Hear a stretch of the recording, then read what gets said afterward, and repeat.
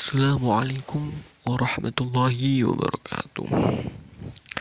Selamat pagi Bapak dosen dan teman-teman lainnya yang berbahagia. Pertama-tama marilah kita panjatkan puji syukur atas kehadirat Allah SWT sehingga kita dapat bersama-sama menyimak video presentasi hari ini. Perkenalkan, nama saya Abdurrahman Nazam Darbawi yang akan bertugas sebagai moderator dan sekaligus akan menjelaskan materi pembelajaran hari ini. Dan ada pun anggota saya yaitu adalah Varianti Dwi Novita Dina Islamiyati. Baik teman-teman, langsung saja kita mulai ke sesi yang pertama adalah pembukaan. Malah kita buka pembelajaran hari ini dengan bacaan basmalah. Bismillahirrahmanirrahim. Saya di sini akan menjelaskan tentang perbandingan pemikiran pendidikan Arthur Schopenhauer dan Fazlur Rahman. Yang pertama adalah pemikiran pendidikan Arthur Schopenhauer. Schopenhauer dikenal sebagai tokoh pendidikan yang beraliran nativisme. Aliran ini berpandangan bahwa perkembangan individu ditentukan oleh faktor bawaan sejak lahir. Faktor lingkungan kurang berpengaruh terhadap pendidikan dan perkembangan anak. Oleh karena itu, hasil pendidikan ditentukan oleh bakat yang dibawa sejak lahir, dan menurut aliran ini, keberhasilan belajar ditentukan oleh individu itu sendiri. Dalam perspektif hereditas, perkembangan individu sangat dipengaruhi oleh hal-hal berikut. Yang pertama adalah bakat atau pembawaan. Anak dilahirkan dengan membawa bakat-bakat tertentu. Dan yang kedua, sifat-sifat keturunan. Sifat-sifat keturunan yang diwariskan oleh orang tua atau nenek moyangnya terhadap seorang anak dapat berupa fisik maupun mental. Menurut Arthur bahwa kemungkinan seorang anak yang mempunyai potensi hereditasnya rendah, maka akan tetap rendah meskipun ia sudah dewasa atau telah terdidik. Pendidikan tidak akan dapat merubah manusia karena potensi itu bersifat kodrati. Pendidikan yang tidak sesuai dengan bakat dan potensi anak didik adalah pendidikan yang tidak berguna bagi perkembangan anak itu sendiri. Pandangan Arthur tersebut sejalan dengan teori disiplin mental. Yang pertama adalah teori disiplin mental teistik, dan kedua teori naturalisme berpangkal, dan yang ketiga teori apersepsi atau disebut herbatisme. Dan selanjutnya adalah konsep pendidikan Arthur Schopenhauer. Yang pertama adalah mendidik adalah tidak lain membiarkan anak tumbuh berdasarkan pembawaannya, dan yang kedua pandangan nativisme tidak sepenuhnya diterima.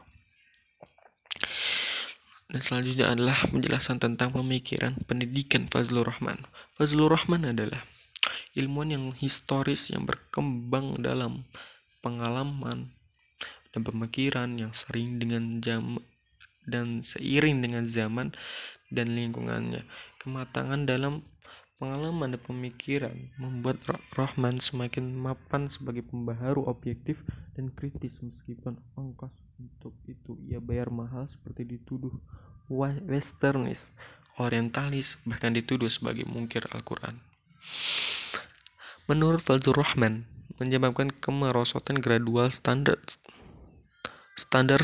akademis selama berabad-abad. Tentunya terletak pada fakta bahwa karena jumlah buku yang tercantum dalam buku kurikulum sedikit sekali, hal ini menyebabkan lapangan ilmu pengetahuan umum melalui tiadanya pemikiran umum dan sains kelamaan, maka dengan sendirinya menjadi terbatas pada ilmu keagamaan murni dengan gramatika dan kesastraan sebagai alat yang memang diperlukan. Mata pelajaran yang murni ada 4 buah, yaitu adalah yang pertama adalah hadis atau tradisi, fikih atau hukum termasuk usul fikih atau prinsip-prinsip hukum, kalam atau ontologi, dan tafsir. Fazlur Rahman menginginkan perpaduan antara pendidikan sekuler dengan ajaran Islam. sebagaimana berpendapat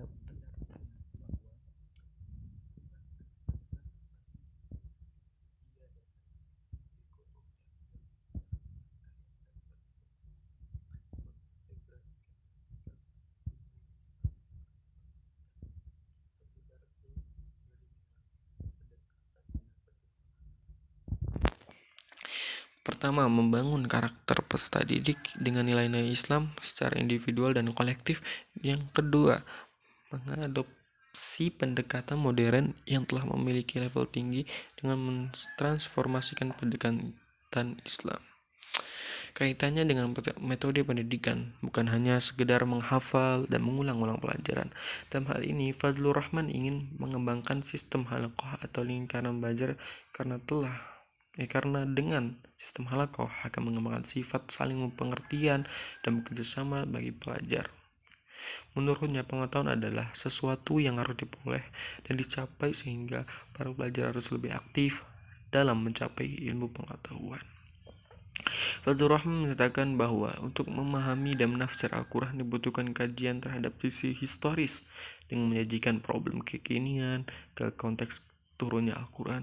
Hal tersebut sebagaimana pernyataan proses memahami Al-Quran yang dimaksud di sini terdiri dari gerakan ganda dari situasi saat ini menuju pada masa Al-Quran kemudian kembali pada masa saat ini.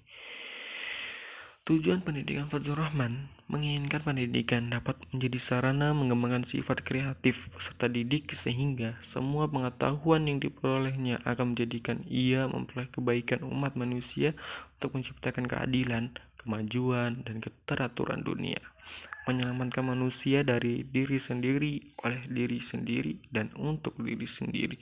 Dengan melihat konsep pendidikan Islam dari Fazlur Rahman, dapat diketahui tujuan pendidikan Fazlur Rahman lebih terfokus pada penekanan ilmu pengetahuan modern.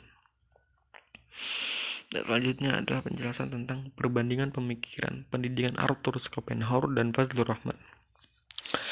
Pemikiran pendidikan Arthur Schopenhauer adalah bercorak filosofis, yakni bertumpu pada pemikiran filsafat tentang manusia sebagai makhluk yang sejak kelahirannya telah membawa berbagai potensi kejiwaan yang dapat diperdayakan dalam kegiatan pendidikan.